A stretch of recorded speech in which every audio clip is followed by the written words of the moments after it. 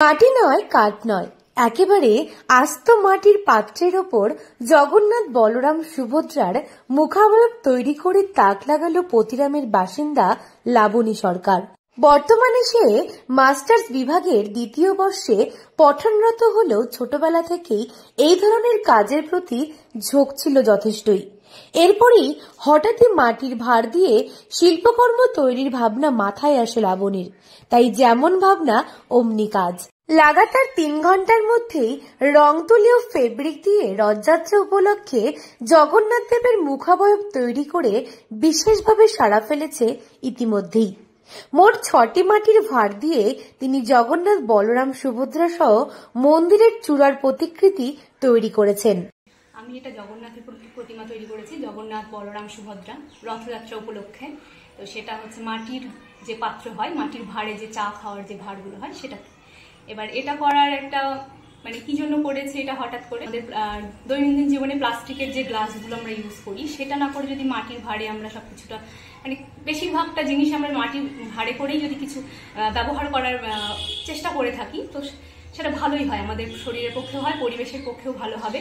তো তার জন্যই আমার এই মাটির ভাঁড়ে করার একটা বুদ্ধি বা কি বলবো আইডিয়া, তো লোকজনের কাছেও পৌঁছবে যে মাটির ভাঁড়টাই হয়ে ওঠে, ব্যবহারযোগ্যটা হয়ে ওঠে, প্লাস্টিকের জিনিস বর্জন করে, বেশিরভাগ প্লাস্টিকের গ্লাস হোক, যে কোনো জিনিসই হোক, সেটা বর্জন করে আমাদের যেটা পরিবেশের সাথে সহজেই বিলিয়ে যায় সেরকম কোনো জিনিস ব্যবহার করাটাই খুব ভালো। তো প্রথমে ফেব্রিকের প্রলেপ দিয়ে শুকিয়ে তারপরে রং ধরেছে পাত্রে। তার উপরে লাল, কালো, সাদা, নীল রং দিয়ে মুখের অবয়ব পরিষ্কারভাবে ফুটিয়ে তুলেছেন তিনি। লাবণীর কথায়, দৈনন্দিন জীবনে প্লাস্টিকের চাহিদা কমাতে প্রতিটি বাড়িতে অপরিহার্য এই মাটির পাত্র। পরিবেশের ভারসাম্য ধরে রাখতে হলে প্লাস্টিককে বর্জন করতে হবে, তার পরিবর্তে পরিবেশ বান্ধব কিছু উপাদান ব্যবহার করতে হবে। সেদিক থেকে মাটির পাত্রের তুলনায় পরিবেশ বান্ধব আর কিছু হয় না। এমনকি অভিনব কিছু করার ইচ্ছে থাকে সবসময়। সেই জন্যই এবার রথযাত্রা উপলক্ষে জগন্নাথ দেবকে নতুনভাবে ফুটিয়ে তোলার এই উদ্যোগ তার। এটা সব মোট করলে তোমার 3 ঘন্টা মতো, 3.5 ঘন্টা মতো টাইম লেগেছে। থেকে আর্ট করি, এবার বড় হতে হতে আরো অনেক জিনিসের উপরে একটু এক্সপেরিমেন্ট করতে ভালো লাগতো, বিভিন্ন জিনিসের উপরই করতে ভালো লাগে। তো এই করে করা, আরো অনেক জিনিসের উপর অনেক জিনিসই করা হয়েছে, অনেক ছবি আঁকা হয়েছে, ঠাকুরের হোক বা এমনি কোনো প্রাকৃতিক দৃশ্য হোক, সবকিছু করার চেষ্টা করি আর কি, ছোট ছোট করে। তো ভালো লাগে এগুলো করতে।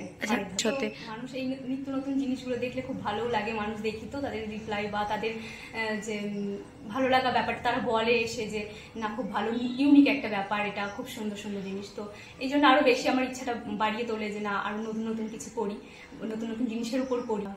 পেজের মধ্যে একটা পৃষ্ঠার মধ্যে আবদ্ধ না থেকে অনেক ধরনের জিনিসের উপরে একটু এক্সপেরিমেন্ট করার চেষ্টা করি আর কি। তো যদি বলি এটা বিক্রির ক্ষেত্রে যদি বলি, তো না মানুষের খুব পছন্দও হয় এসব জিনিস, তো সেই করে আরো চেষ্টা হয় করার। পড়াশোনার পাশাপাশি কচিকাচাদের ছবি আঁকাও শেখান তিনি। শৈশব থেকেই বরাবরই অন্য কিছু তৈরির ওপর ঝোঁক লাবণীর। এর আগেও রকমারি সরঞ্জামের ওপর বিভিন্ন দেবদেবীর মুখমণ্ডল, মন্দির প্রাঙ্গণ সহ বেশ কিছু নয়া ভাবনা সাজিয়েও সমাজ মাধ্যমে বেশ প্রশংসিত হয়েছিলেন তিনি। তবে এবার সবকিছু থেকে একেবারেই আলাদা কীর্তি করেছেন, আর তাতেই বেশ প্রশংসা লাভ করেছেন ইতিমধ্যেই। দক্ষিণ দিনাজপুর থেকে সুস্মিতা গোস্বামী রিপোর্ট, লোকাল 18 বাংলা।